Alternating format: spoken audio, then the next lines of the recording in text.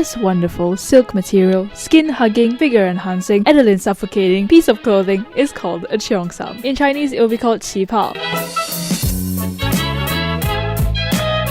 During the Qing dynasty before the 1900s, only noblemen could wear long robes such as this. Safe to say, when the Qing dynasty collapsed and China's closed-off society had the first taste of freedom, women said, "Hold my beer, we'll wear it better than any of you scoundrels ever did."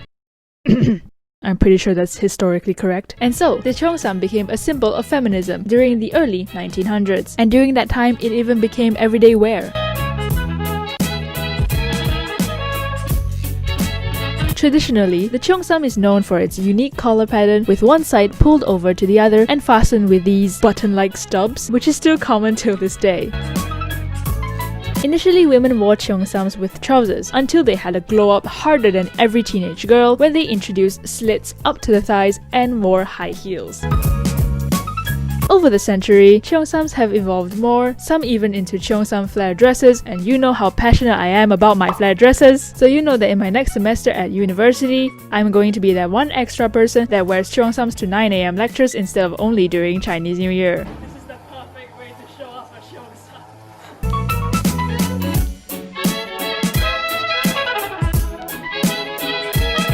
The most famous Indian clothing in the Indian culture is called a sari, with 80 different recorded ways to wear said sari. So here, my friend is not wearing a sari.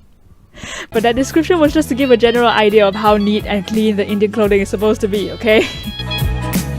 This, on the other hand, is called a pavadai davani, which I must say, looks very good on my friend.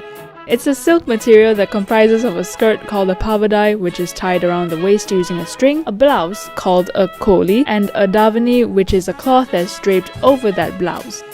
Geez, and I thought cheongsams were hard to shimmy into. I had it good. Anyway, this particular piece of fashion is generally worn by kids or teenagers or anyone who isn't of marriageable age, which basically means that everyone can wear this.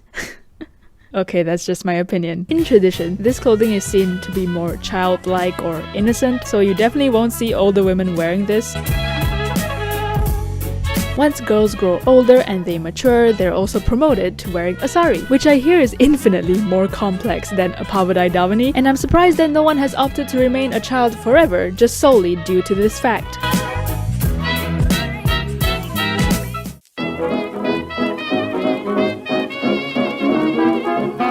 To my knowledge, in Malay culture, the more well-known clothings are baju kurung, which is a knee-long blouse worn over a long skirt, which is actually a legit school uniform. Another famous one will be a baju kebaya, which is a more tight-fitting two-piece dress. So what happens if a baju kurung and a baju kebaya had a love child? Well, you get a baju kebarong. Very clever. And that is what my friend is wearing now. And honestly, you're looking good. I love the color. You are killing it. Generally, Malay clothing is fairly loose and non-restricting. This means it doesn't hug the skin too tightly or enhances the figure too much, making people who wear this just more comfortable in general and doesn't need to go out of their way to hide a food baby, which is what we are all striving to wear. It is also commonly paired with slight heels and a headscarf, but overall this outfit is said to be both fashionable and functionable. Other Malay clothes include a hand-drawn batik printed sutra that my friend is carrying right here. And for our first and last male model of this video, my friend's dad will demonstrate the male outfit for us. So, this is the new fashion for baju Melayu. This is called kurta, and my dad just paired it with just plain trousers. Lambai abah. Just wanted to say a special thank you to 90 Degrees Cafe for letting us model very shamelessly in the cafe. You guys have great aesthetic. Keep letting me film, please.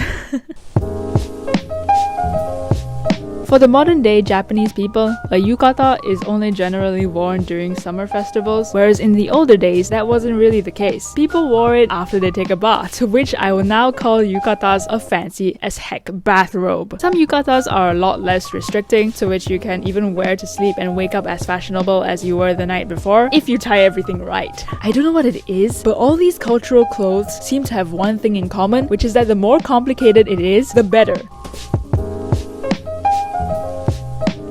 For a yukata, there are 3 belts which are used to secure it. Firstly, this lovely woman that is my Japanese sensei pulls the left side over the right and tying a cord around her waistline.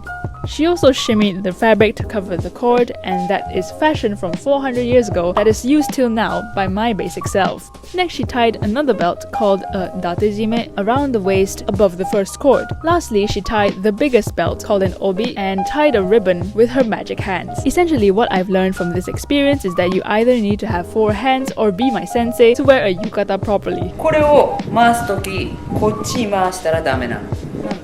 潰れる。ここが。だから来たように回す。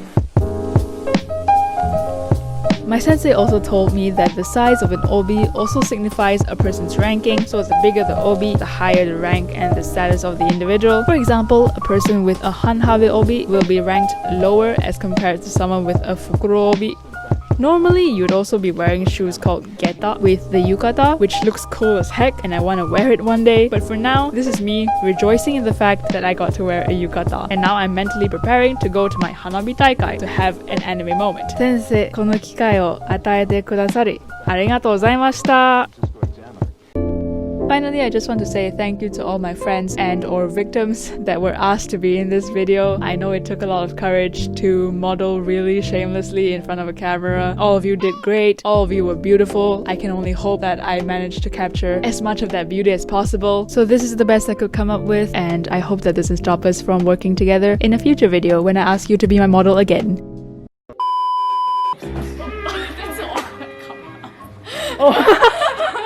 Mom would be like, okay, now my mom is here, she can like adjust for me. The behind the scenes of any outfit video. A load of hangers. And a pile of clothes that I always try to hide. 立つのはこうして、そうですそうです。上げて、はい。